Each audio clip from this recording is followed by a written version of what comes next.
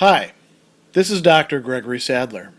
I'm a professor of philosophy and the president and founder of an educational consulting company called Reason.io, where we put philosophy into practice. I've studied and taught philosophy for over 20 years, and I find that many people run into difficulties reading classic philosophical texts. Sometimes it's the way things are said or how the text is structured. But the concepts themselves are not always that complicated, and that's where I come in. To help students and lifelong learners, I've been producing longer lecture videos and posting them to YouTube. Many viewers say they find them useful. What you're currently watching is part of a new series of shorter videos, each of them focused on one core concept from an important philosophical text. I hope you find it useful as well. Immanuel Kant, towards the end of his Prolegomena to Any Future Metaphysics, in the section entitled Solution of the General Question of the Prolegomena, is going to issue a challenge and then rule out certain ways of addressing or responding to the challenge. So what is the challenge? It's essentially to make metaphysics into a genuine science, a Wissenschaft. And Kant says nobody has managed to pull that off up until now. And he says, if you want proof of this, if anybody thinks himself offended, he is at liberty to refute my charge by doing what? By producing, anführen, by leading forward a single synthetic proposition belonging to metaphysics dogmatically a priori. And so what are the important parts of this? We don't really need to worry about the dogmatically descriptor there, but what somebody has to do is show us a single a priori synthetic proposition which belongs to metaphysics itself, not to, say, mathematics or pure natural science, but actual metaphysics. And Kant, earlier on in the work, said, yeah, we've got mathematics, we've got pure natural science. Those are fine. We already know that they exist. When we're asking, how are they possible, we're not saying, are they possible? But metaphysics, we haven't really had the kind of progress that we need to make in it until, Kant says, his critical project. And why is that the case? Well, because, as he said a little bit earlier, metaphysics did not exist as a science, nor can it be gathered piecemeal, but its germ must be fully preformed in critique. So, if you want to prove that Kant is wrong, then you've got to produce something that would fit this bill, and that you could do piecemeal. And Kant is going to say something really interesting after that. He says, there are two things which, in case the challenge be accepted, I must deprecate. Now, what is to deprecate something, verbieten in this case? It's to put down. So when we say somebody is self-deprecating, we're saying, oh, they put themselves down, right? In this case, Kant is happy to deprecate these two approaches, these two kinds of appeals. And what are they? Well, one is what we can call trifling Spielwerk, right? Playing around, messing around, we often say.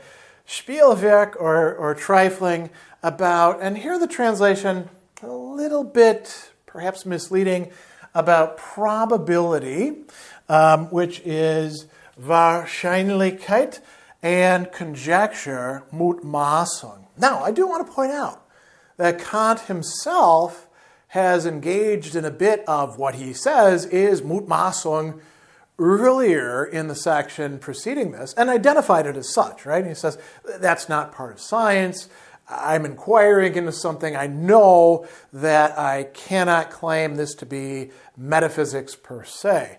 So probability, translated here, Wahrscheinlichkeit, another way of translating that is verisimilitude, right? Something that looks like it's true. It has the appearance of truth, but it's not really true or certain. And then conjecture, what literally, what is, piling up or measuring of our sentiment, our Mut, right?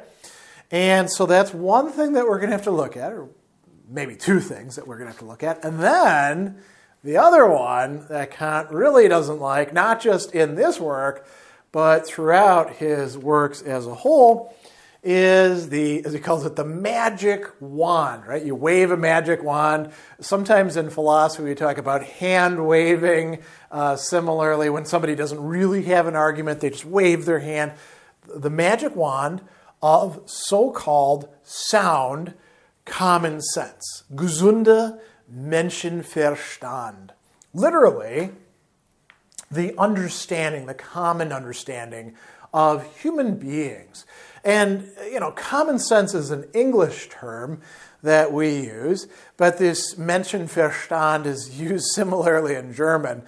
Generally, putting Kant aside, when somebody appeals to common sense, you can bet that there's something a bit suspect going on. Common sense typically, as Kant is saying right here, doesn't actually convince everybody, but accommodates itself to personal peculiarities. Very often people will assert that what they are claiming is a matter of common sense when it's not.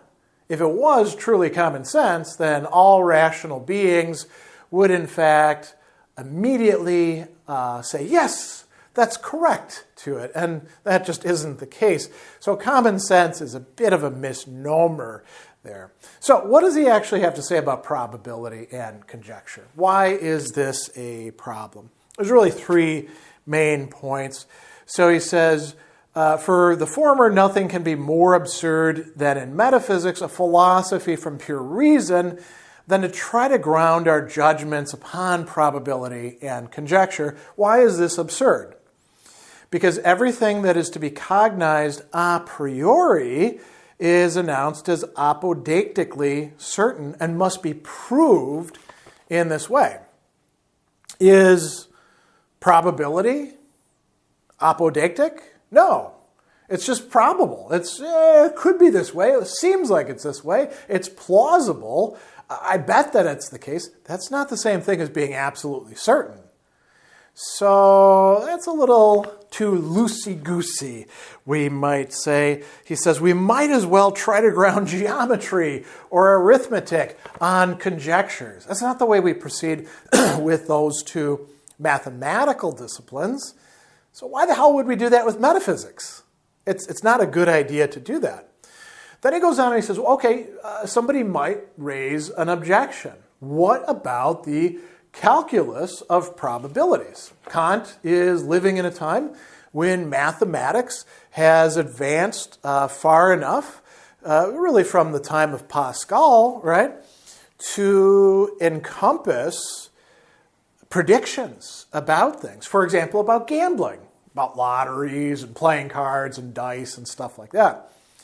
If you've ever studied probability and statistics, which is usually how we're putting these things together in courses, you know that there is a theory of probability, and there is a calculus for it. And it gets quite complicated at times. It's quite an interesting area to study.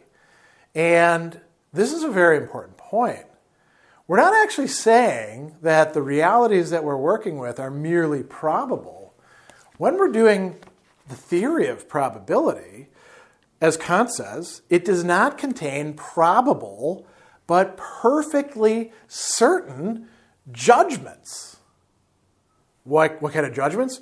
Concerning the degree of the possibility of certain cases, and notice the assumption here, under given uniform conditions, which in the sum of all possible cases must infallibly happen according to the rule, though it's not sufficiently determined as regards every single instance. So, we throw dice, we can say, we got snake eyes, ones on each of them, a 2 out of the possible 12 that we could have on 6-sided die, right? What's the probability of that? If you know how to calculate this, you immediately say 1 in 36. Same as rolling 2 6s. 1 in 36. Same with rolling 2 5s. 1 in 36. How do you know that? Because it's not something that is merely probable, it's actually something certain. So that's not a really good objection. And then he talks about the empirical sciences. And he says that, conjectures by means of what we typically do, induction, right? There's a whole science of induction or theory of induction, and analogy, drawing analogies between things. Now, Kant here doesn't seem to mean what he's earlier called analogy in part 3 of the Prolegomena. He means analogy in the way that we typically understand it, where we apply what we know about one case to something similar over here, and we say, it's probably going to go similarly like that, but I could be wrong. Well, those are fine for the empirical sciences. Metaphysics isn't an empirical science, so this isn't going to do us any good. So we can rule out relying on probability and conjecture. What about common sense? There's an entire school over in Britain and Scotland that want to, base things on common sense and are deriving metaphysics in that way. By the way, they had adherents in Germany and in America. So what about that? Kant says the appeal to common sense is even more absurd. So it's not just absurd, it's more absurd. There's less to base it on than with probability and conjecture. Why? When concepts and principles are said to be valid, not insofar as they hold with regard to experience, but outside the conditions of experience. It's fine to use whatever we're going to call common sense for things that are purely experiential. But if we're going to try to go beyond it into metaphysics, it's not really going to work. Why? So Kant says, well, what is common sense? What do we mean when we use this term? So it's a faculty of knowledge and use of rules in, as he says, concreto, in concrete, particular cases, not in abstracto. And he uses the Latin terms in his work, in the general, universal sense, right? He says that, for example, common sense can hardly understand the rule that every event is determined by means of its cause, and it can never comprehend it thus generally. It demands an example from experience when it hears this rule means nothing but what it always thought. When a pane was broken or kitchen utensil missing, great examples there, probably coming from Kant's own experience, right? Then it understands the principle and grants it. So common sense can't get us metaphysics. It can tell us stuff about the world, matters of prudence, matters of skill, to use the language that Kant will use in the groundwork. But it can't get us what we want in metaphysics. And he says that it's really only of use when it can see its rules confirmed by experience, so it can't really tell us about what goes beyond experience or what conditions experience either. So he says that to comprehend matters a priori independently of experience, this is not something for common sense. This is something that belongs to the speculative understanding. Now, understanding there, Verstand, right? So it's not Menchenverstand, it's spekulativisch Verstand that we're working with here, and it lies beyond the horizon of common sense. And he says, listen, the province of metaphysics is entirely confined to this kind of knowledge, what goes beyond experience. And so it's a bad sign of common sense to appeal to it as a witness. It can't really form any good opinion, and people look down on it with contempt until they find themselves in difficulties, and then they appeal to it. So if you meant to use common sense in the first place, well, then you would have done that before.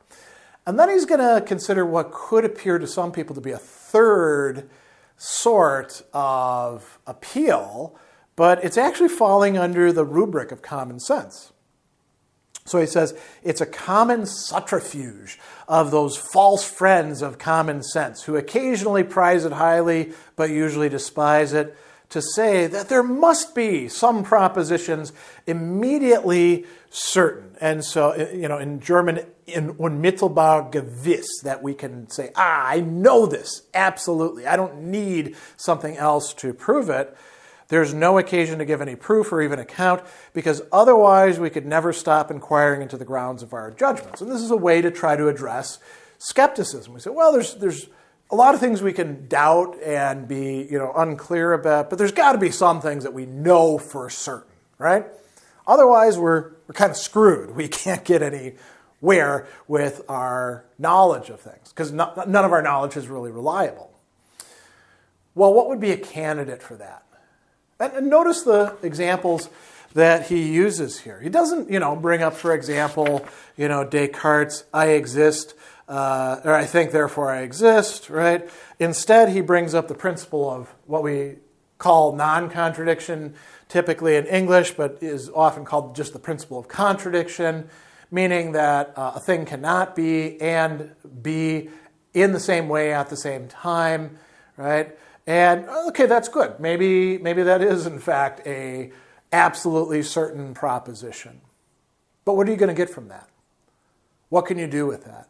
It's not going to get you anything empirical. It's not going to get you a priori synthetic propositions coming from that. You can get analytic propositions, as Kant discussed much, much earlier in the work, from that, but that's not metaphysics proper, is it?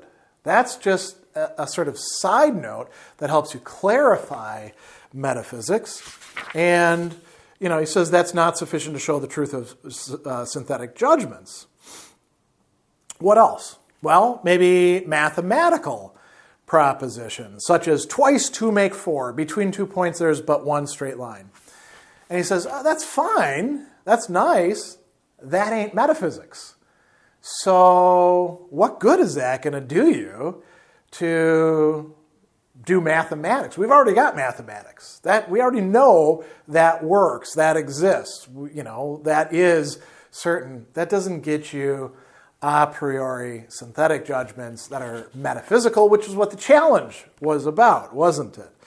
So he goes on and he says, I can't by all the power of my thinking extract from the concept of a thing the concept of something else whose existence is necessarily connected with the former, but I have to call upon experience.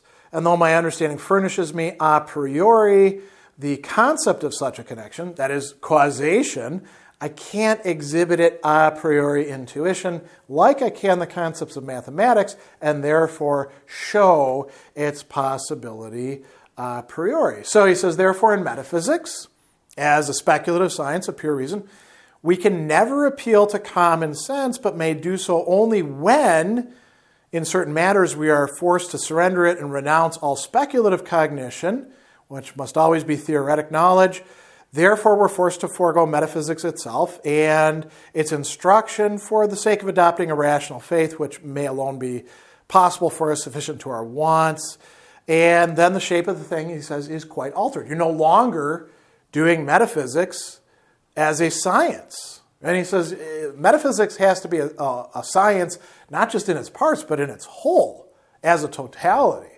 So if you're going to have genuine metaphysics, can't use common sense, can't appeal to that, nor can you rely on probability and conjecture. Neither of these are going to be ways in which we can achieve a genuine metaphysics that Kant wants us to actually do, in which he's trying to provide himself by using critique as his own tool for that.